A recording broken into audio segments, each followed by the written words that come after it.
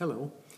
I'd like to give one last mini-lecture in Unit 2, following the question or the theme of authority and what expressions of authority emerge in Europe following the collapse of the Roman Empire. We've already looked at feudalism and manorialism as two expressions of authority, but without a doubt the most significant form of social order that emerged in the chaos of the early Middle Ages was religion, and specifically the emergence of the institution of the Catholic Church. One reason that religion in every society at all times of human history has proven to be so powerful is that it claims to provide the bridge between the invisible and the visible, between the transcendent world of the divine, the world of the Creator, and the world of the created, of human beings. Religion is the bridge that brings together, in Christian language, the Word and flesh. And in Christianity, we see a very interesting development in its self-understanding and in its visible social organization. The earliest expression of Christianity, of course, is that of a renewal movement, a revival movement. Jesus begins by simply gathering a group of people around him, 12 disciples, and he moves from town to town preaching and healing and doing these dramatic things. Following his death and resurrection, Jesus' disciples find themselves gathered together. This is a story told in the book of Acts in the New Testament, but they find themselves gathered together trying to figure out what's next, and the story is told there of the coming of the Holy Spirit, so that in a strange and powerful way, they move forward with the message that they've been entrusted with, in some way empowered by the Holy Spirit to speak with authority, and they go out into other countries. They go far beyond Israel. They move out into most of the Roman world, the Roman Empire, telling the good news of this gospel. And the image that we have is really that of a movement, a really dynamic. It's not quite clear what form or shape this religious renewal is going to assume. But it doesn't take long. Already in the book of Acts, we see certain kinds of structures emerging that do begin to give a form and a shape to the dynamic expression of the Holy Spirit. The Holy Spirit has an image of fire and wind. You can't really predict where it's going to go. But eventually, human organizations need some structure. And so we see, for example, the emergence of things like sacraments, that is, special rituals that in a formal way connect heaven and earth. So the sacrament of baptism is a symbol by which the person who is not yet a Christian becomes a Christian, and in some way is infused with the power of the Holy Spirit in that ritual of baptism, the pouring or the sprinkling of water. We see also the emergence of the ritual of what Christians call the Lord's Supper or communion. In Catholic circles it's called the Eucharist. That is a very special meal following on the example of Christ to his disciples, in which eating bread and sharing a common cup becomes a way of entering in some mysterious way into the presence of Christ. These rituals serve as boundaries that define who is in and who is out. A baptism marks your entrance into this new movement, and this celebration of communion or the Lord's Supper is a public gesture that defines who is part of that. Not to be included in communion is to be excommunicated, to be outside of this movement.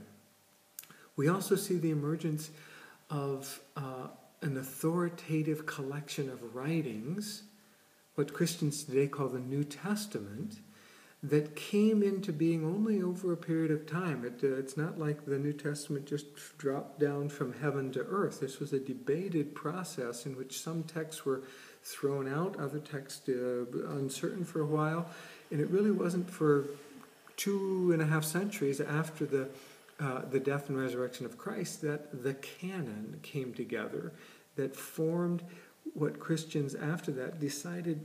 If you're going to argue about Christianity, you have to make your arguments within the context of these texts. But these texts had to emerge. They're historical documents in some ways, writings about Jesus, but then also letters written by the early missionaries to churches that they had started, and instructions, sermons, letters of teaching and admonition that become part of the structure of Christianity. We also see the emergence of a hierarchy of offices that wasn't there at the beginning. The early Christian movement is quite egalitarian, in which everyone is more or less on the same level. But over time, it seems to become necessary to have certain roles more clearly defined. And so already in 1 Corinthians, for example, we have Paul describing the teaching ministries. Some people are appointed to be deacons to oversee the economic needs of this new community. And over time, there are bishops who emerge, who have a kind of higher authority over a cluster of congregations. And by the 3rd century, there are 5 bishoprics, the most important of which is Rome, because Rome is where Peter, who at a crucial moment in the story of the New Testament, Jesus says, well, I've been doing all these teachings. Who do people say that I am? I wonder if people know who I am. And Peter gets the answer right. Peter turns to Jesus and says, you're the Christ, the Son of the living God. And then Jesus says, Peter, you're right. Peter, you're the rock. On you I'm going to build my church. Whatever is bound in heaven will be bound on earth. Whatever is loosed in heaven is loosed on earth. You have the keys to the kingdom. There's that story in the gospel of Jesus giving the keys of the kingdom to Peter. And we know from church history that Peter, after a long ministry, ended up dying, was actually executed by the Roman authorities, crucified in Rome. And so the Christian bishop in Rome, claimed to have his authority directly from the Apostle Peter, who got it, of course, from Jesus. And ever since then, the argument has been, it's something called apostolic succession, that the current Pope today, so Cardinal Ratzinger, Pope Benedict XVI, has his authority in an unbroken line of succession that goes all the way back to Peter, who got it from Christ. So that's why the Bishop of Rome claims precedence over the other bishops. But you won't find that in the New Testament. These are institutions that emerge over time. They're structures that give shape and form to the church. Perhaps the most crucial of these rituals and the form were 2 expressions of the church that in some ways summarize the logic of charismatic or religious authority. The first of these is something called the sacerdotum that emerged. The sacerdotum is simply a technical term for the institutional hierarchy that emerged within the Catholic Church over a period of time, that begins with the Pope, who speaks on behalf of God, who represents Jesus. Jesus is in heaven, but while Jesus is gone, the Pope is the vicar of Christ, the one who stands in for Christ. And then it moves down through the cardinals to the archbishops to the bishops, all the way down to the village priests. That's called the sacerdotum, and it's a kind of Amway triangle, a pyramid of authority in which it's very clear to whom each person is accountable. And in a context of social disorder and chaos, clarity about institutional structures is very important. Now, if you would ask a Catholic, why do we need the sacerdotum? The answer would be very clear. The sacerdotum is needed for one thing, and that is to convey or to communicate salvation to ordinary people. And this is done by means of the sacraments. The sacraments, as I've already said, are rituals in which, in Catholic understanding, If a sacrament is done correctly, when the priest consecrates the bread, when the priest consecrates the wine, it literally becomes the body and the flesh of Christ, so that ordinary people like you and me, when we take the communion wafer and drink the communion cup, we actually are ingesting, we take into ourselves Christ. Now that is a powerful claim. And in the understanding of the Catholic Church that emerges by the 4th, 5th century,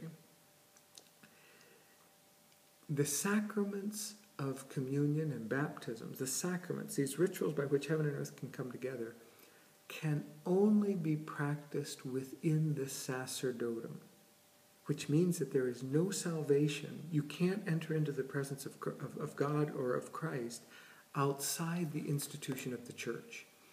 And that means that the church, in a sense, has a monopoly over salvation. And that is, again, it's a powerful claim. What's more, the church understands its authority.